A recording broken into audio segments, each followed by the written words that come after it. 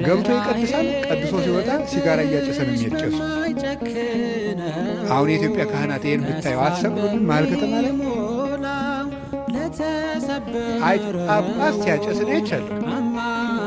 ጳጳስ እያጨሰ ምን ትላላችሁ? ጳጳሱ ሲጋራ እያጨሱ እኔ ጳጳሳት ያጨሱ የሚል አዋጅ አልናገሩም። እሱም አይሰሙም ብለና እሱም አይሰሙም። የእኛ ጳጳሳት እኔ አያደርጉም፣ አይሰሙም። ግን ማለት የፈለግኩት ሲጋራውን ቡል እያደረገ መጥተው ሳም አድርገው ይሄዳሉ። እኔ ባይኔ እኮ ነው ያየሁት። ትናንት ራሱ አይቻለሁ። ዛሬ ጠዋት ነው የገባሁት። እነሱ እንደዛ ነው የሚያደርጉት። እግዚአብሔር ጋር እንጂ ሰው ነውር ላይ አይደለም የሚጠረጠሩት። ጉልበታችን መምጣት ያለበት ወደ እግዚአብሔር እንድንጠቀም መጠጊያ ማድረግ ያለብን እግዚአብሔርን የዘመን ጉዳይ እንጂ ማንም ሰው ከእግዚአብሔር ተለይቶ የተጠጋበት አምባ ሁሉ አይረባውም፣ አይጠቅም። ከእግዚአብሔር የተጠጋ ግን ይኸው ኤልዛቤልን ታውቋታላችሁ አይደል? ናቡቴን እንደዚህ አድርጋ አስገድላ፣ እሷ ግን በግንብ የተሰራ ምርጥ ቤት በዘመኑ ያላችሁ ነገር አትጨነቁ። ትቀጠራላችሁ፣ ትባረራላችሁ፣ 3-4 ጊዜ ንግድ ትከፍታላችሁ፣ ትከስራላችሁ። አትጨነቁ። አሁንም ሞክሩ፣ አይሳካ። በደስታና በሰላም ኑሩ። ጥራችሁ ባልተሳካ ነገር አትጨነቁ። ለምን ዳውነንስ አንሞትም? ሰነፉነን አንሙት እንጂ ዳውነንማ አንሙትም። ችግር አለ? 3 ክንድ ከስንዝር መገነዣ ብቻ አይደለም ይከተልን። ምን ይዘነው ምን ይነግራል? የለም። ስለዚህ ለምንስ ዳኑ? ድህነታችሁን ለስንፍና ማስረጃ አታድርጉት እንጂ የታባቱ ለምን ዳልሆንም ብላችሁ አትስነፉ። ሰርታችሁ ዳህ ከሆናችሁ ግን እግዚአብሔር ይመስገን ነው። እስኪ አንድ ጊዜ እግዚአብሔር ይመስገን ነው። እግዚአብሔር ስሩ ነው እንጂ ተጨነቁ አላለም። እና አትጨነቁ። እኔ ከማን በልጬ ነው? አብርሃም በድንኳን እኮ ነው የኖረ።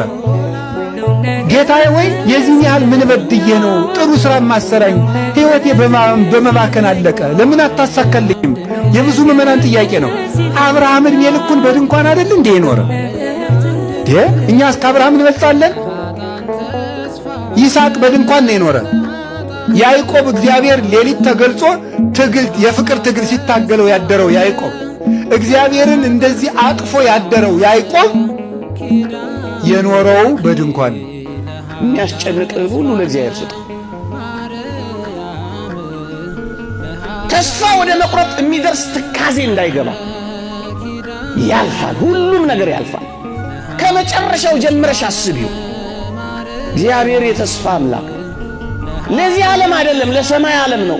ብንራብም ብንጠማም ብቻችንን ብንሆንም ቢጎልብንም ይሄ ዓለም ቢቀርብን የሰማይ ዓለም እንዳይቀርብን ሆነ ተዘጋጅ። አንተ ብቻ አይደለም ዓለም ሁሉ ችግር ላይ እስኪገባ ድረስ ብዙ መከራ ሊመጣ ይችላል። በእነዚህ ሁሉ መካከል መጽናት የምትችለው መንፈሳዊ ስንሆን ብቻ ነው። የሚያስጨንቀንን ለእግዚአብሔር ስንሰጥ ብቻ። ተጨንቆ በቁመቱ 1 ክንድ መጨመር የሚችል ማለት ይላል።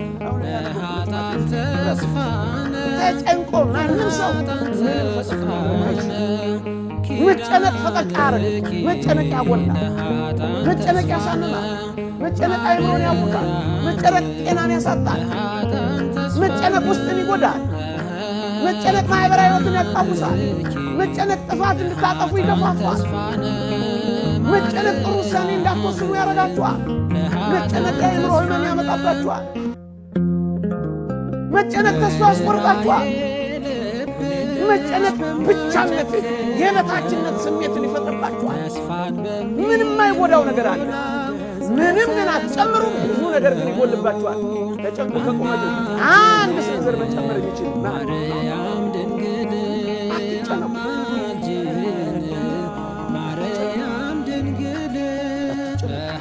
ተስፋ ይፈተናል።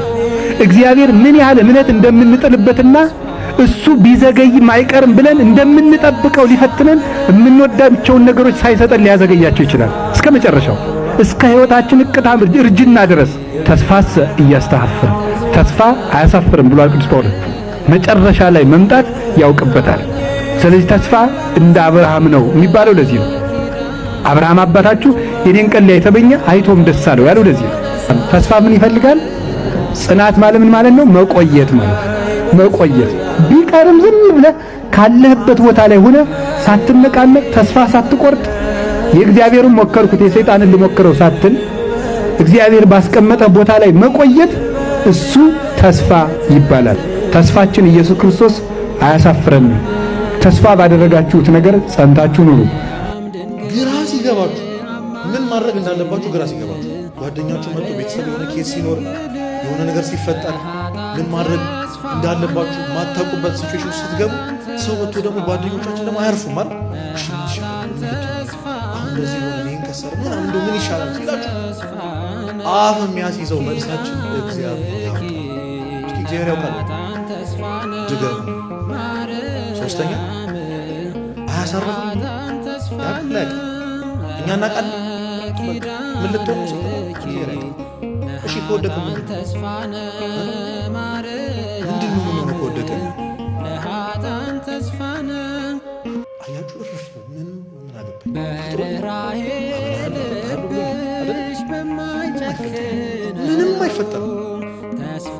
ምንም አይፈጠርም። ያለነው የእግዚአብሔር መዳፍ ነው። ቀን የሚያመጣውን አታውቅምና ታገስ፣ ይቀየራል ነገር። አዲስ ማለዳ ሲወጣ እግዚአብሔር ላንተ አዲስ እድል ሰጥቷል። ተጠቀምበት ወገኔ ሆይ። ሶስት ነገሮችን ልንገርህ። ያለፈውን ሕይወትህን እያሰብክ በቁጭትና በጸጸት ከኖርክ ጭንቀታም ትሆናለህ። ስለዚህ ራስን ታጠፋለህ። አዲስ ቀን አለ። ያለፈውን ተወው። ያለፈውን ተወው። ነገን ደግሞ በስጋት አትመልከተው። ነገን በስጋት ከተመለከትከው ፈሪ ትሆናለህ። ፈሪ ከሆንክ ትጨነቃለህ።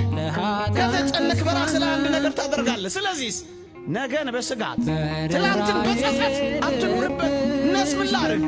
ዛሬን ከእግዚአብሔር ጋር ተደሰትበት። ሌላው ችግርህን ለአንዴና ለመጨረሻ ጊዜ የሚፈታልህ ሞት መስሎ ታይቶሃል ማለት ነው። ሞት ችግርህን አይፈታም። ሞት ራስን መስቀል፣ ራስን ማጥፋት የሚያጠፋው ችግርህን ሳይሆን እንዳትረሳ አንተን ራስህ ነው የሚያጠፋው። የእግዚአብሔርን ሕልውና በልብ ውስጥ ያለውን የእግዚአብሔርን ሕልውና ጭምር ነው የሚያጠፋው። ከዚህ እኮ ነው ብርቱ ኃጢአት የሚሆነው። ራስህን ማጥፋት ችግርህን ሳይሆን የሚያጠፋው ሕልውናህን ነው። ወገኖቼ ዘመድ የለኝም ብላችሁ ወደ አይባሳችሁ። እግዚአብሔር ከዘመድም በላይ ዘመዳችሁ እኮ ነው። ከወንድም በላይ ወንድም ነው። ከእህት በላይ እህት ነው። እንደ ደመና የከበቡን ቅዱሳን አሉን። ስለኛ ምጥ የሚያዙ እንኳን ሥላሴ ስለ እናንተ ዳግመኛ ምጥ ይዘኛል ያለውን ጳውሎስን አታስታውሱ? አልገባንም እንጂ እንደ ከዋክብት የሚበዙ እንደ አሸዋ የሚሰፉ ዘመዶቻችን እኮ አሉ። ዘመድ ተወኝ፣ ደጋፊ አጣው፣ ረጂ አጣው፣ ተመልካች አጣው ብላችሁ ለምን ወዲህ ብሳችኋል? ለምን ጭንቀት ይገባችኋል? ለምን አቅል ያስታችኋል? ለምን አንገታችሁን ቅብር ያደርገዋል? ብቻችሁን እንኳን ብትሆኑ መብረሪያ ክንፍ ብታውጡ መመልከቻ ዓይን ባይኖራችሁ መመከቻ ጉልበት ባይኖራችሁ እርጅና ቢጫናችሁ ግድ የላችሁም። እግዚአብሔርን እመኑት። ያስርባችሁ እንደሆነ እዩት፣ ያስጠማችሁ እንደሆነ ፈትኑት። ምን ነው ተስፋ ትቆርጣለህ? ምን ነው ትደክማለህ? ምን ነው በሲባጎ ትታነቃለህ? ምን ነው በረሃ ለበረሃ ትንከራተታለህ? ምን ነው ሱስ ውስጥ ትገባለህ? አባት እያለ አባት እንደሌለው፣ ተመልካች እያለ ተመልካች እንደሌለው፣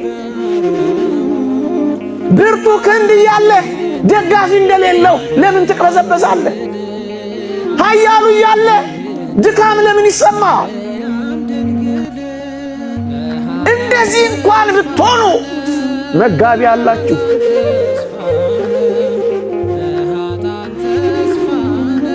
አጉራሽ አላችሁ፣ አልባሽ አላችሁ፣ መካች አላችሁ። ተስፋ አትቁረጡ ወጣቶች።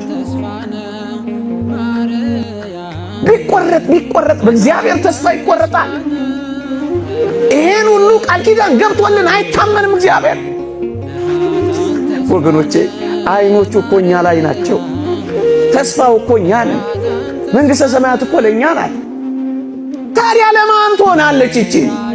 በሃይማኖት በእምነት ውጣ እንጂ ሳይመልስልህ ከቀረ ይኸው እዛ በመጽሐፈ ነገሥት ላይ ዝናብን ሳላዘንብ የሰማይ መስኮትን ባልከፍት ብሎ እኮ ቃል ኪዳን ገብቶልሃል። ቃል ኪዳኑን ለመጠመቅ አንተ ብረር እንጂ ለምን ትጨነቃለህ?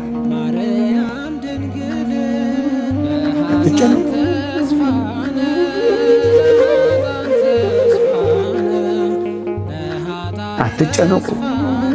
ነፍስን የሰጠ መብልን አይሰጥምን?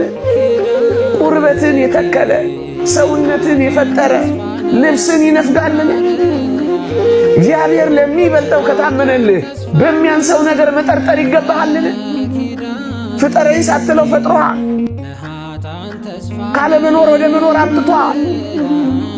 ያላሰብከውን ነገር አምጥቶ ሰጥቶሃል። በጸጋ አክብሮሃል። ታዲያ ፍንጥሬ ኩባያ ውሃ እኔንና አንተን ይነፍገናል። ለዚህ እኮ ነው አይበልጥም ወይ ይላል።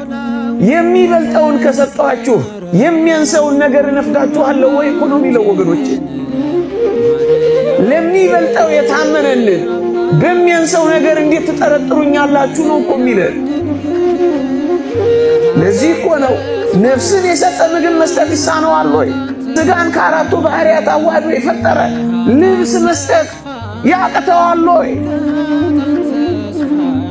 ሳትጠይቀው የሰጠ አይደለምን?